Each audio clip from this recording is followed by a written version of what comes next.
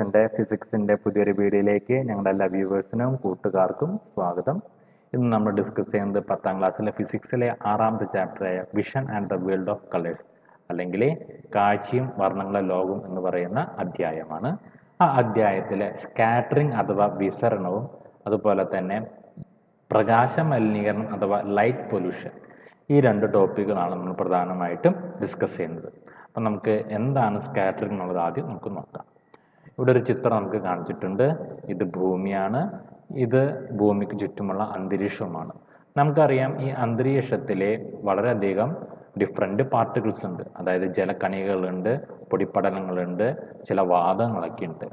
അപ്പോൾ ഇത്രയും പാർട്ടിക്കിൾസ് ഉള്ള ഈ അന്തരീക്ഷത്തിലൂടെ സൂര്യനിൽ നിന്നുള്ള പ്രകാശരശ്മി, നേരെയുള്ള പ്രകാശരശ്മികൾ കടന്നു വരുമ്പോൾ എന്ത് സംഭവിക്കുന്നു? ഈ കണങ്ങളിൽ തട്ടി ഈ പറയുന്ന പ്രകാശരശ്മികൾക്ക് ക്രമരഹിതമോ ഭാഗികവുമായ വ്യതിയാനം അതിൻ്റെ ദിശയ്ക്ക് സംഭവിക്കുന്നു. അതിൻ്റെ ഡയറക്ഷനെ ഇറഗുലറായിട്ടുള്ള ചേഞ്ച് സംഭവിക്കുന്നു. ഈ ഫിനോമിന നമ്മൾ വിളിക്കുന്ന പേരാണ് സ്കാറ്ററിംഗ്. അതായത് പ്രകാശത്തിനെ മാധ്യമത്തിലെ കണങ്ങളിൽ തട്ടി സംഭവിക്കുന്ന ക്രമരഹിതവും ഭാഗികവുമായ ദിശാവ്യതിയാനമാണ് വിസരണം.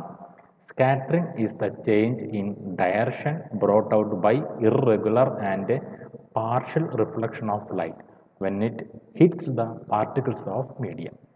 അപ്പോൾ ഈ വിസരണം സംഭവിക്കുമ്പോൾ അത് പ്രകാശവർണ്ണങ്ങളെ വേവ് ലെങ്ത്തുമായി വല്ല ബന്ധമുണ്ടോ എന്നുള്ളതാണ് നമ്മളിനി നോക്കാനായിട്ട് പോണത്.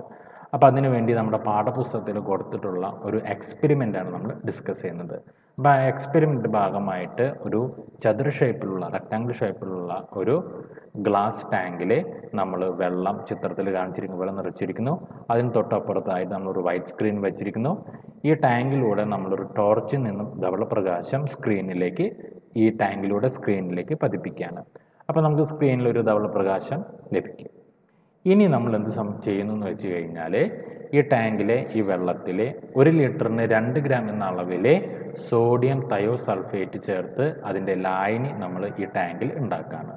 അതിനുശേഷം ഈ ലായനിയിലേക്ക് നമ്മൾ 1-2 തുള്ളി ഹൈഡ്രോക്ലോറിക് ആസിഡ് ചേർക്കുന്നു. ഇത് ചേർത്തതിന് ശേഷം കുറച്ച് കഴിഞ്ഞ് നമുക്കറിയാം, ഇവിടെ സ്ക്രീനിൽ നമുക്കൊരു വയലറ്റ് കളർ പ്രത്യക്ഷപ്പെടുന്നതായിട്ട് കാണാം. അതോടൊപ്പം തന്നെ ഈ ടാങ്കിലുള്ള വെള്ളത്തിൻ്റെ നിറം ഒരു നീല നിറമാണെന്ന് നമുക്ക് കാണാം. അതിനുശേഷം പിന്നെ നമുക്ക് നോക്കുമ്പോൾ അറിയാം, ഈ നീല നിറം, ടാങ്കിലെ വെള്ളത്തിൻ്റെ നീല നിറം കുറേശ്ശെ ആയിട്ട് മാറുന്നതായിട്ടും ഇതൊരു ചാര നിറത്തിലേക്ക് മാറുന്നതായിട്ടും കാണും. ഒപ്പം തന്നെ സ്ക്രീനിലുള്ള പതിക്കുന്ന നിറങ്ങൾ ആദ്യം വയലറ്റ്, പിന്നീട് IndiGo, blue, green, yellow, orange, അവസാനം സ്ക്രീനിൽ റെഡ് കളർ മാത്രമായിട്ട് നമുക്ക് ലഭിക്കുന്നതായിട്ട് കാണാം. അപ്പോൾ ഇതാണ് എക്സ്പെരിമെൻ്റ്. അപ്പോൾ ഇവിടെ എന്താണ് സംഭവിച്ചതെന്നാണ് നമ്മളിനി ഡിസ്കസ് ചെയ്യാനായിട്ട് പോണത്. ഇവിടെ നമ്മൾ ഈ സോഡിയം തയോസൾഫേറ്റ് ലൈനിലേക്ക് ഹൈഡ്രോക്ലോറിക് ആസിഡ് ചേർത്തപ്പോൾ ഇവിടെ സൾഫറിൻ്റെ അവശിഷ്ടം അഥവാ കണികൾ ഉണ്ടാവാനായിട്ട് തുടങ്ങി. ഓരോ സമയം ചെല്ലും തോറും ഈ കണിക വേർതിരിഞ്ഞതിൻ്റെ വലിപ്പം കൂടുന്നുകൊണ്ട് അതാത് വേവ് ലെങ്ത്തിലുള്ള പ്രകാശവർണ്ണങ്ങളെ അത് വിസരണത്തിന് വിധേയമാക്കപ്പെട്ടു. അപ്പോൾ ആദ്യം നമുക്കറിയാം, ധവളപ്രകാശത്തിലെ ഏറ്റവും വേവ് ലെങ്ത് കുറഞ്ഞ കളർ ഏതാ? വയലറ്റ് ആണ് നമുക്കറിയാം. അപ്പോൾ ഈ വയലറ്റ് കളറ് വേവ് ലെങ്ത് കുറവായതുകൊണ്ട് ആ സമയത്ത് എന്ത് സംഭവിച്ചു? നമ്മുടെ സൾഫറിൻ്റെ കണങ്ങളുടെ വലുപ്പത്തിനനുസരിച്ച് ആദ്യം വയലറ്റ് നിറം നമുക്ക് സ്ക്രീനിൽ പ്രത്യക്ഷപ്പെട്ടു. പിന്നീട് എന്താ സംഭവിച്ചത്? കണങ്ങളുടെ വലിപ്പം കൂടുന്നതനുസരിച്ച് അതാത് തരംഗദൈർഘ്യത്തിലുള്ള പ്രകാശവർണ്ണങ്ങളാണ് പിന്നീട് നമ്മൾ സ്ക്രീനിൽ കാണപ്പെട്ടത്. ഈ എക്സ്പെരിമെൻ്റ് അവസാന ഭാഗത്ത് നമുക്കറിയാം, ലായനിയുടെ നിറം നമ്മളൊരു ഗ്രേ കളർ, ഒരു ചാരനിറാവുന്നതായിട്ട് നമ്മൾ കാണും. അതെന്തുകൊണ്ടാണ്? കാരണം വേറൊന്നുമല്ല, എക്സ്പെരിമെൻ്റ് അവസാനത്തിൽ ഉണ്ടാകുന്ന സൾഫറിൻ്റെ ആവശ്യത്തിൻ്റെ അളവ് ഒരുപാട് കൂടുതലായി വരുന്നു. അപ്പോൾ ഈ സൾഫർ കണങ്ങളുടെ വലിപ്പം ഒരുപാട് കൂടുതലായതുകൊണ്ട് അത് അത്രയും തരംഗദൈർഘ്യം ഉള്ള പ്രകാശത്തെ ഒരുവിധം എന്ത് ചെയ്യുന്നു? വിസരണത്തിന് വിധേയമാക്കപ്പെടുന്നു. അപ്പോൾ അതുകൊണ്ട് പ്രകാശവർണ്ണം മൊത്തം അവിടെ എന്ത് സംഭവിക്കുന്നു? വിസരണത്തിന് വിധേയമാക്കപ്പെടുന്നു. അപ്പോൾ ഇതാണ് ഇവിടെ ഈ എക്സ്പെരിമെൻറ്റിൻ്റെ ഒരു എക്സ്പ്ലനേഷൻ. അതായത് വിസരണത്തിൻ്റെ നിരക്കും കണങ്ങളുടെ വലിപ്പം തമ്മിലുള്ള പ്രധാന ബന്ധം എന്താണെന്ന് വെച്ച് കഴിഞ്ഞാൽ, കണങ്ങളുടെ വലിപ്പം കൂടുന്നതനുസരിച്ച് വിസരണത്തിൻ്റെ നിരക്കും കൂടും. അപ്പോൾ കണങ്ങളുടെ വലുപ്പം പ്രകാശത്തിൻ്റെ തരംഗദൈർഘ്യത്തേക്കാൾ കൂടുതലായാൽ എല്ലാ വർണ്ണങ്ങൾക്കും വിസരണം ഒരേപോലെ ആയിരിക്കും. That means if the size of the particle is greater than the wavelength of the light, then the scattering is same for all colors. അതുകൊണ്ടാണ് ഈ എക്സ്പെരിമെന്റിന്റെ അവസാനം ഈ ലായനിയുടെ നിറം നമുക്ക് ചാരനിറമായിട്ട് പ്രത്യക്ഷപ്പെട്ടത്. അപ്പോൾ ഈ ഒരു എക്സ്പെരിമെന്റിൽ ഉദ്ദേശിക്കുന്നത് ഇത്രയുള്ളൂ, വിസരണവും തരംഗദൈർഘ്യവും തമ്മിലുള്ള ബന്ധം. തരംഗദൈർഘ്യം ഏറ്റവും കുറവുള്ള പ്രകാശവർണ്ണം ഏതോ അതിനായിരിക്കും ആദ്യം വിസരണം സംഭവിക്കുക. ഈ ഒരു കാര്യം നമ്മൾ മനസ്സിലാക്കണം.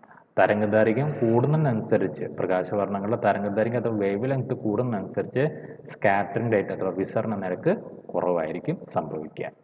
നമുക്കറിയാം, ഈ പലപ്പോഴൊക്കെ നമ്മൾ ശ്രദ്ധിച്ചിട്ടുണ്ട് എന്തുകൊണ്ടാണ് ഈ കടൽ വെള്ളത്തിൻ്റെ നീല നിറം അതുപോലെ തന്നെ ഈ ആകാശവും നീല നിറത്തിൽ ഇരിക്കുന്നത്. അതിന് കാരണം ഇത്രേ ഉള്ളൂ. The ocean looks blue because red, orange and yellow are absorbed more strongly by water than is blue. So when white light from the sun enters the ocean, it is mostly blue that gets retained. നമുക്കറിയാം, സമുദ്രജലത്തിൽ ഒരുപാട് കണികളുണ്ട്. ഈ സമുദ്രജലത്തിന് ഒരു പ്രത്യേകതയുണ്ട്. അതിലൂടെ നമ്മൾ സൂര്യനിൽ നിന്നുള്ള ധവളപ്രകാശം ചെന്ന് പതിക്കുമ്പോൾ എന്ത് സംഭവിക്കുന്നു? അത് തരംഗദൈർഘ്യം കൂടിയ ചുവപ്പ്, ഓറഞ്ച്, യെല്ലോ പ്രകാശവർണ്ണങ്ങളെ ആഗിരണം ചെയ്യുന്നു. എന്നാൽ തരംഗദൈർഘ്യം കുറഞ്ഞ ബ്ലൂ, ഇൻഡിഗോ, വയലറ്റ് തുടങ്ങിയ നിറങ്ങൾക്ക് എന്ത് സംഭവിക്കുന്നു? അവിടെ വിസരണം സംഭവിക്കുന്നത് കൊണ്ടാണ് കടൽ ജലം നീല നിറത്തിൽ കാണപ്പെടുന്നത്. ഇതുപോലെ തന്നെയാണ് ആകാശം നീല നിറത്തിൽ കാണപ്പെടുന്നതിൻ്റെ ഒരു കാരണം. വേറൊന്നുമല്ല, സൂര്യപ്രകാശത്തിലെ തരംഗദൈർഘ്യം കുറഞ്ഞ വയലറ്റ്, കടുംനീല, നീല എന്നീ വർണ്ണങ്ങൾക്ക് നമ്മുടെ അന്തരീക്ഷത്തിലെ കണികൾ തട്ടിയിട്ട് വിസരണത്തിന് വിധേയമാക്കപ്പെടുന്നു, വിസരണം സംഭവിക്കുന്നു. അപ്പോൾ എന്ത് സംഭവിക്കുന്നു? നമുക്ക് ആകാശവും നീല നിറത്തിലായിട്ട് കാണുന്നു. അപ്പോൾ ഇതാണ് ഇവിടെ നടക്കുന്ന പ്രതിഭാസങ്ങൾ. ഇനി നമുക്ക് ശ്രദ്ധിച്ചിട്ടുണ്ടാവും, ഉദയാസ്തമയ സമയങ്ങളിൽ രാവിലെയും അതുപോലെ തന്നെ സന്ധ്യയ്ക്ക് മുമ്പുള്ള സമയങ്ങളും ആകാശവും ചക്രവാളവും സൂര്യൻ്റെ നിറം ചുവപ്പ് കളറിലാണ് കാണുന്നത്. എന്തുകൊണ്ട്? അതാണ് നമ്മൾ ഇനി പഠിക്കാനായിട്ട് പോണത്. നമുക്കറിയാം, ഉദയാസ്തമയ സമയങ്ങളിൽ സൂര്യൻ്റെ അകലം നട്ടുച്ചയെ അപേക്ഷിച്ച് കമ്പാരിറ്റീവ്ലി താരതമ്യേന ദൂരം കൂടുതലായിരിക്കും. അപ്പോൾ നട്ടുച്ചയെ സംബന്ധിച്ച് നോക്കുമ്പോൾ താരതമ്യേന പറയുമ്പോൾ ഉദയ സമയങ്ങളും അസ്തമയ സമയങ്ങളും സൂര്യൻ്റെ ദൂരം കൂടുതലായതുകൊണ്ട് ഇത്രയും ദൂരം സഞ്ചരിച്ചിട്ടാണ് സൂര്യനിൽ നിന്നുള്ള പ്രകാശരശ്മികൾ നിരീക്ഷകൻ്റെ, അതായത് നമ്മുടെ കണ്ണിൽ പതിക്കുന്നത്.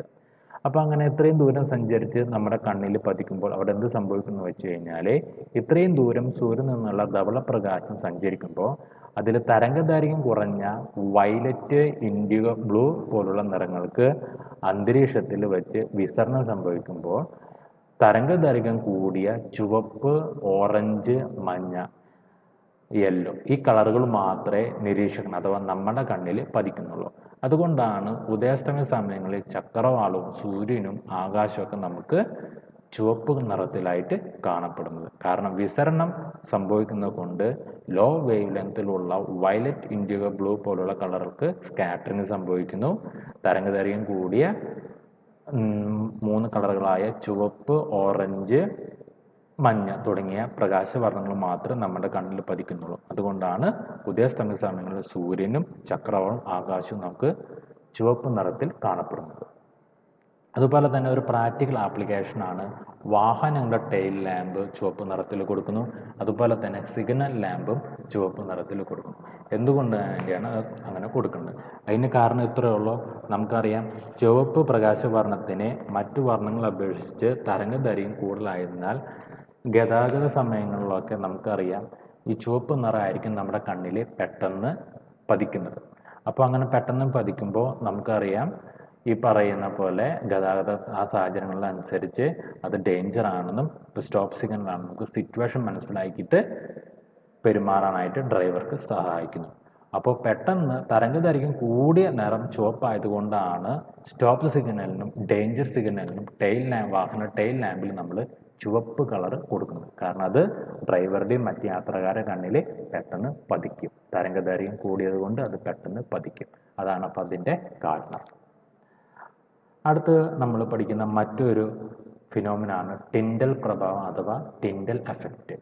നമ്മളൊക്കെ മഞ്ഞുള്ള സമയങ്ങളിലൊക്കെ കാടുകളിലൂടെയും പറമ്പിലൂടെയൊക്കെ സഞ്ചരിക്കുമ്പോൾ ഈ വൃക്ഷങ്ങളുടെ ഇടയിൽ കൂടെ വെളിച്ചം കടന്നു വരുന്നതും അതുപോലെ തന്നെ രാവിലെ നമ്മുടെ അടുക്കളയിൽ നമ്മൾ ചെല്ലുമ്പോൾ അടുക്കളയിൽ നല്ല പുകയുണ്ടെങ്കിൽ ജനാലിൽ കൂടെ പ്രകാശം കടന്നു വരുന്ന വഴിയൊക്കെ നമുക്ക് നല്ല വ്യക്തമായിട്ട് കാണാനായിട്ട് സാധിക്കുന്നു. എന്തുകൊണ്ടാണ് ഇതിങ്ങനെ കാണാനായിട്ട് സാധിക്കുന്നത്? ഈ കാണാൻ സാധിക്കുന്ന പ്രകാശത്തിൻ്റെ സഞ്ചാരപാത കാണാൻ സാധിക്കുന്ന ഈ എഫക്റ്റിനെ വിളിക്കുന്ന പേരാണ്, അല്ലെങ്കിൽ പ്രതിഭാസത്തെ വിളിക്കുന്ന പേരാണ് ടിൻഡൽ എഫക്റ്റ്. അതായത് ഒരു കൊളോയ്ഡൽ ദ്രവ്യത്തിലൂടെയോ സസ്പെൻഷനിലൂടെയോ പ്രകാശകിരണങ്ങൾ കടന്നു പോകുമ്പോൾ, അതായത് മഞ്ഞുള്ള സമയങ്ങളും പുകയുള്ള സമയങ്ങളിലൊക്കെ പ്രകാശം കടന്നു വരുമ്പോൾ അവയ്ക്ക് സംഭവിക്കുന്ന വിസരണം മൂലം വളരെ ചെറിയ കണികകൾ പ്രകാശിതമാകുന്നു. അതിനാൽ പ്രകാശത്തിൻ്റെ സഞ്ചാരപാത ദൃശ്യമാകുന്നു. ഈ പ്രതിഭാസമാണ് ടിൻഡൽ പ്രഭാവം. അപ്പം മഞ്ഞുള്ള സമയങ്ങളിലും പുകയുള്ള സമയങ്ങളിലൊക്കെ നമുക്കറിയാം ഈ ജലക്കണികളിലും പുകയിലൊക്കെ തട്ടിയിട്ട് എന്ത് സംഭവിക്കുന്നു? ആ പ്രകാശത്തിന് വിസരണം സംഭവിക്കുന്നുണ്ട്, പ്രകാശം കടന്നു വരുന്ന പാത നമുക്ക് മനസ്സിലാകുന്നു. അപ്പം അതാണ് ഈ ടിൻഡൽ എഫക്റ്റ് അഥവാ ടിൻഡൽ പ്രഭാവം. When rays of light pass through a colloidal fluid or suspension, the tiny particles get illuminated due to scattering. Because of this, the path of the light is made visible. This phenomenon is Tyndall effect. പിന്നീട് നമ്മൾ ഈ പാഠഭാഗത്ത് അവസാനമായിട്ട് പഠിക്കുന്ന ഒരു ടോപ്പിക്കാണ് പ്രകാശ മലിനീകരണം അഥവാ ലൈറ്റ് പൊല്യൂഷൻ. നമുക്കറിയാം, ആവശ്യത്തിന് ഇരുട്ടിൽ നമുക്ക് വസ്തുക്കളും മറ്റും വ്യക്തമായിട്ട് കാണാൻ ലൈറ്റ് കൂടിയേ പറ്റൂ.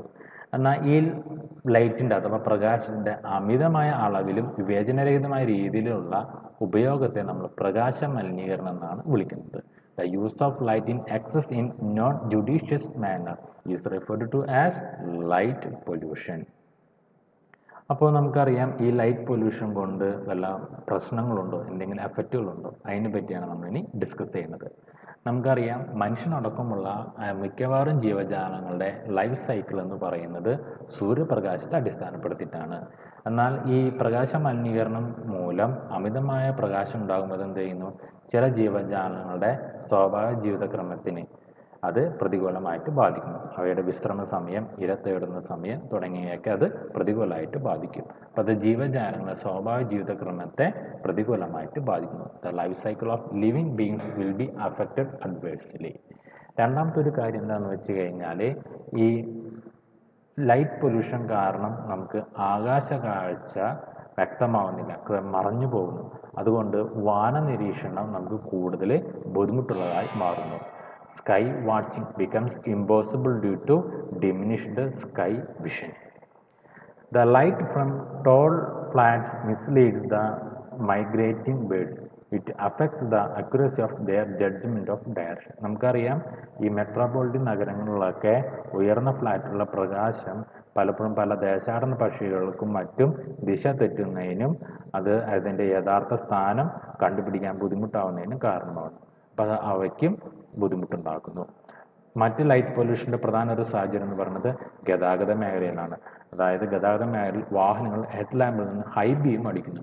അപ്പോൾ ഓപ്പോസിറ്റ് വരുന്ന ഒരാളെ സംബന്ധിച്ച് പറയാന്ന് വെച്ചാൽ, നമ്മുടെ വാഹനത്തിൽ നിന്ന് ഹൈ ബീമാണ് വരുന്നെങ്കിൽ ഓപ്പോസിറ്റുള്ള വാഹനത്തിലെ ഡ്രൈവർക്ക് കാഴ്ച അവ്യക്തമാകുന്നു. അതുവഴി ആ വ്യക്തിയുടെ വാഹനം മറ്റും അപകടത്തിൽ പെടാനുള്ള സാധ്യത അവിടെ ഉണ്ടാക്കുന്നു. അപ്പോൾ ഈ പ്രകാശ മലിനീകരണം നമുക്ക് എങ്ങനെ കുറയ്ക്കാം എന്നെ പറ്റിയിട്ടാണ് നമ്മൾ ഡിസ്കസ് ചെയ്യാനായിട്ട് പോകുന്നത്.